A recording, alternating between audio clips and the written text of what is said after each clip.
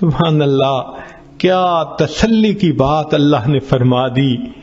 تو غور کیجئے کہ ان 4 آیات میں اللہ تعالیٰ نے کام مضمون کو کیسے سمیٹ دیا۔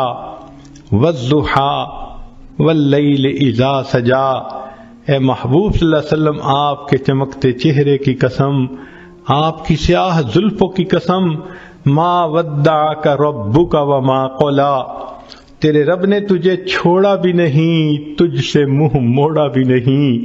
وَلَلْآخِرَةُ خَيْرٌ لَكَ مِنَ الْأُولَىٰ، اور آپ کا تو آنے والا وقت گزرے ہوئے وقت سے زیادہ بہتر ہوگا۔ پھر رب کریم نے آگے ایک اور بات فرما دی جس نے بات کو اور رنگ دے دیا۔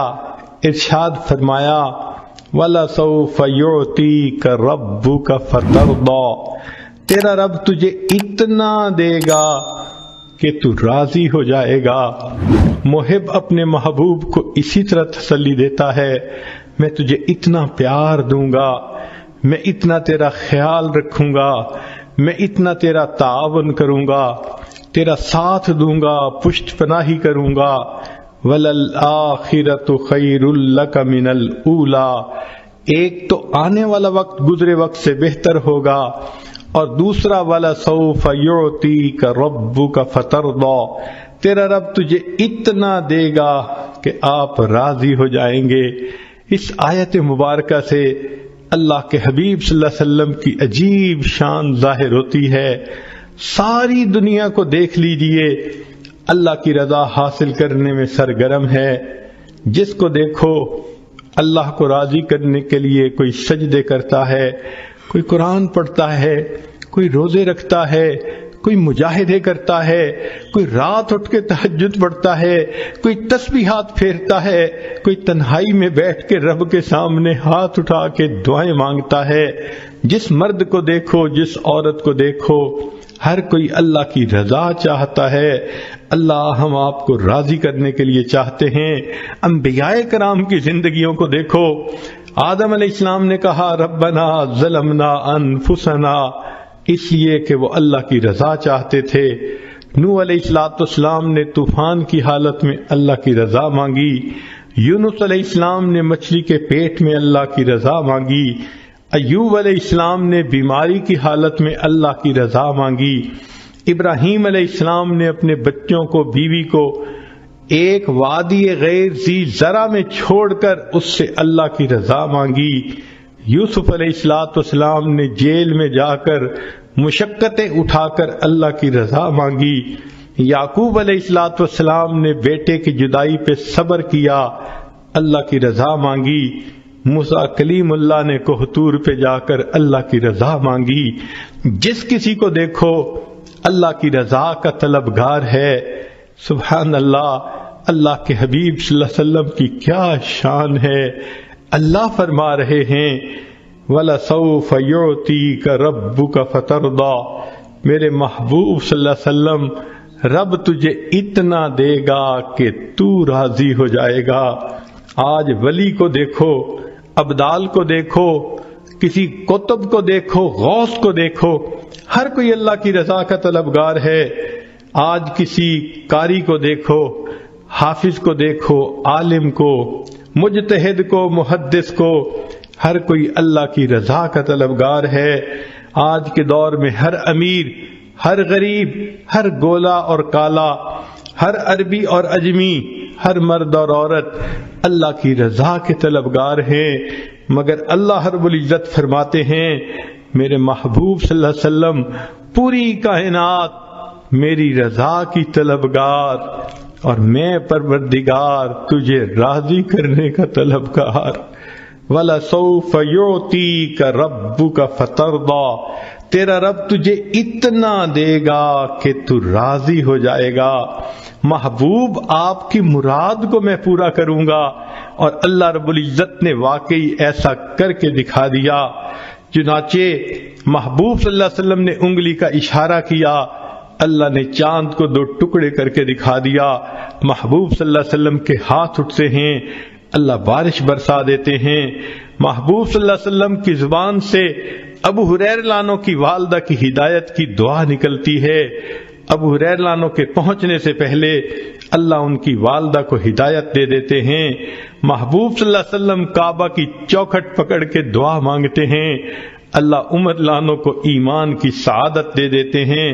محبوب صلی اللہ علیہ وسلم کی انگلیوں سے اللہ تعالیٰ پانی کے چشمے جاری فرما دیتے ہیں۔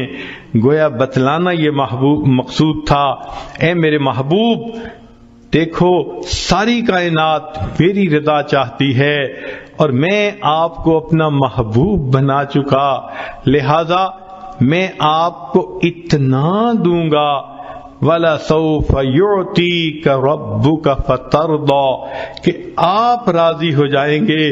محبوب جو تیری پسند ہوگی وہ میری پسند ہوگی، جو تیرا ہے وہ میرا ہے، جو تیرا نہیں وہ میرا نہیں۔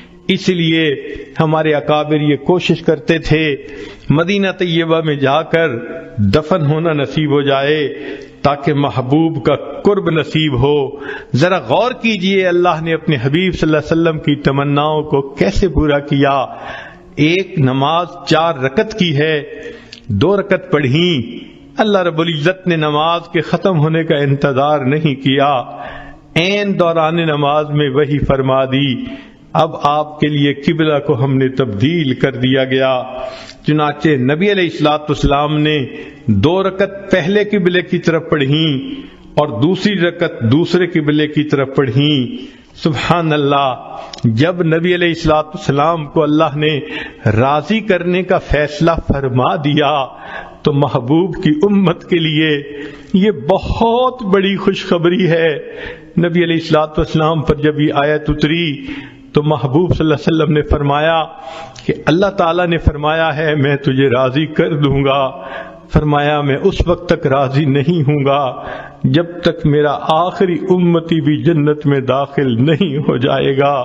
یہ کتنی بڑی خوشخبری ہے امت کے لیے کہ رب کریم نے اپنے محبوب صلی اللہ علیہ وسلم کو راضی کرنے کا وعدہ فرما لیا اور محبوب صلی اللہ علیہ وسلم نے بتلا دیا میں اس وقت تک راضی نہیں ہوں گا جب تک کہ میرا آخری امتی بھی جنت میں نہیں چلا جائے گا۔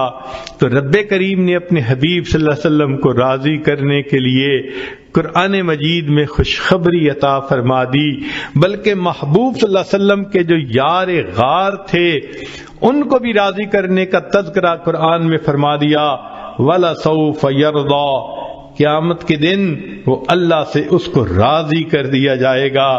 چنانچہ نبی علیہ الصلوۃ والسلام کی یہ شان ہے کہ جو آپ صلی اللہ علیہ وسلم کی اتباع کرے گا اللہ رب العزت دنیا میں بھی اس بندے کی پشت پناہی فرمائیں گے، آخرت میں بھی پشت پناہی فرمائیں گے اور پھر جنت میں اس کو داخلہ دے کر بالآخر راضی فرما دیں گے۔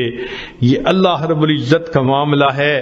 چنانچہ یہاں تک بات مکمل ہو گئی، وَالضُّحَىٰ وَاللَّيْلِ إِذَا سَجَىٰ مَا وَدَّعَكَ رَبُّكَ وَمَا قَلَىٰ وَلَلْآخِرَةُ خَيْرٌ لَكَ مِنَ الْأُولَىٰ وَلَسَوْفَ يُعْطِيكَ رَبُّكَ فَتَرْضَىٰ، تیرا رب تجھے اتنا دے گا کہ تو بس بس کرے گا۔ سبحان اللہ، اللہ رب العزت کی کتنی عنایات ہیں اپنے حبیب صلی اللہ علیہ وسلم کے اوپر۔ پھر اس کے بعد جب محب اپنے محبوب کو تسلی کی باتیں کر دیتا ہے، اکثر ہم نے دیکھا کہ گزشتہ احسانات کے تذکرے بھی کرتا ہے، وہ بھی باتیں یاد دلاتا ہے کہ دیکھو تم بھول گئے میں نے تو یہ بھی کیا تھا، میں نے تو یہ بھی کیا تھا، کیوں ناراض ہوتے ہو، کیوں غمزدہ ہو رہے ہو، تمہیں یاد نہیں کہ میں نے تو یہ بھی کر دیا تھا۔ بالکل اسی طرح رب کریم نے یہ باتیں فرمانے کے بعد